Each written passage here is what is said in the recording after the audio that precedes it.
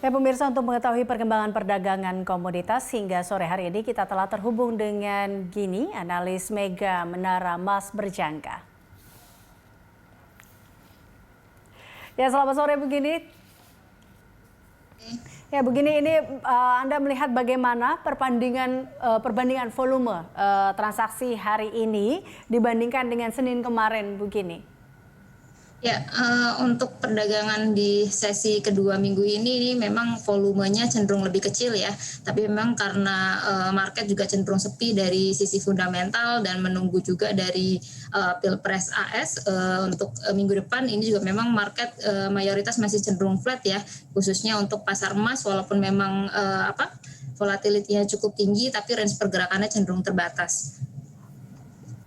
Oke, kalau kita lihat trennya sendiri seperti apa begini, tren harga emas pekan ini dengan pengaruh kita lihat adalah Pilpres dan juga bagaimana potensi penguatannya hingga akhir November ini untuk emas. Ya, untuk emas sendiri di sesi pekan ini ya kemungkinan besar ini range-nya nggak akan terlalu lebar ya, masih cenderung sideways dengan potensi penguatan ini berkisar di kisaran 1920 sampai dengan 1930-an. Tapi untuk potensi penurunan ini juga masih terlihat itu di kisaran 1880-an. Ini untuk dibandingkan dengan pasar komoditas lainnya, ini emas diperkirakan masih cenderung positif ya. Kalau dilihat dari komoditas lainnya ini malah justru agak rentan untuk terkoreksi karena masing-masing ini terfokus dari jumlah peningkatan kasus COVID di dunia. Berarti rekomendasi bagi investor emas untuk investasi jangka panjang seperti apa begini?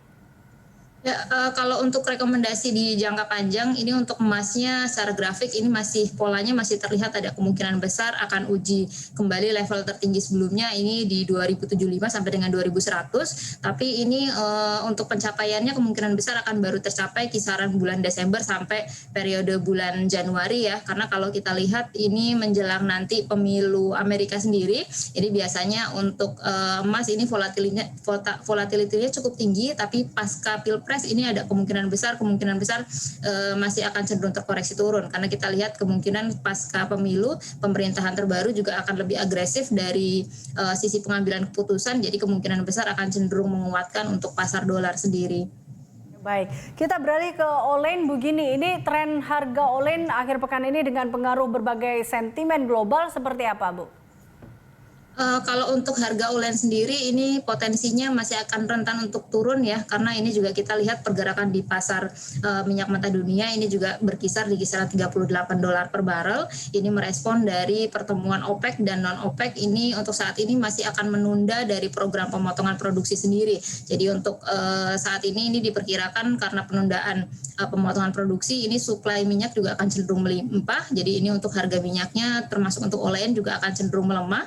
Ini untuk target pelemahan ini untuk pasar olein masih ada potensi penurunan di kisaran 10.800. Kalau permintaan untuk kopi dengan kita tahu bahwa PSBB Eropa dan juga peningkatan COVID di Amerika Serikat ini seberapa besar pengaruhnya?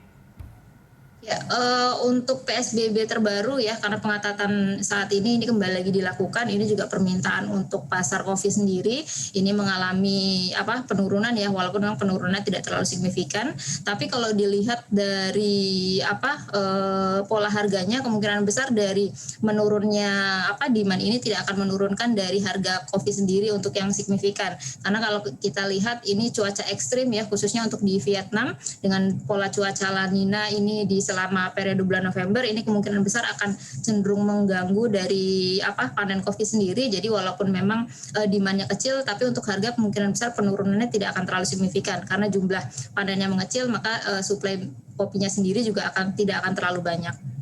Baik, terakhir begini rekomendasi Anda untuk investasi hingga akhir 2020 ini seperti apa begini? Ya, investasi sampai dengan akhir tahun 2020 ini masih dominan ini investasi di pasar safe haven ya, karena kita lihat dari konflik politik menjelang pemilu, terus kemudian juga meningkatnya kasus COVID di dunia ini masih terus menjadi fokus utama pasar, jadi pasar safe haven masih cenderung diuntungkan. Tapi melihat dari untuk periode November ini kalau misalkan dari pasar emas sendiri untuk penurunannya ini masih ada potensi di bawah level 1900, ini untuk kisaran 1848 ini masih terlihat, tapi ini lebih disarankan sebagai level beli ya, sampai nanti kemungkinan besar akhir tahun sampai dengan awal tahun ini potensi penguatannya masih akan terus berlanjut. Kisaran target terdekatnya itu di kisaran level tertinggi sebelumnya 2050 sampai dengan 2100. Baik, terima kasih atas informasi dan juga analisisnya. Pemirsa, Gini analis Mega Menara Emas Berjangka.